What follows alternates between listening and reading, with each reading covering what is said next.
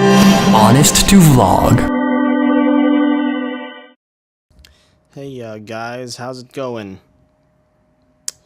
I'm kinda tired right now and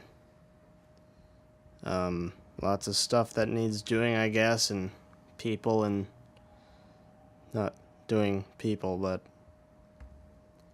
this is weird. You'd think I'd be used to this by now. I've made about 150 videos. You think eventually I'd get over the camera shyness and be able to talk about what I thought I was going to talk about in the first place, instead of getting in front of the camera and then staring into that shiny black eye and completely forgetting what you're going to talk about. But I guess that's just how it works when you're doing anything like this. Performing, doing plays, no matter how many times you've done a play, the first night is always kind of the kicker. It's new, it's exciting, you don't really know what's going to happen, so you still kind of catch your breath. But why do we do that? Why do we feel stage fright or video fright or whatever you'd call it? Is it that we're worried about the expectations of others, or that we're just not going to perform well? What strange standard are we holding ourselves up to? I guess for me and most other people, it's the standards of other people. For the most part, imaginary standards, yeah, but why can't we just get up and say, well, I'm just not going to worry about what other people are going to think? Is it just a higher form of worrying about social exile? Anthropologists say that we used to be a tribal species and we lived in small, tightly knit communities. Fitting in socially was extremely important because if you were outcast, it means you could basically die. When John Cage, an experimental composer, performed his most famous piece, 433, which consisted of him sitting at a piano for 4 minutes and 33 seconds in silence,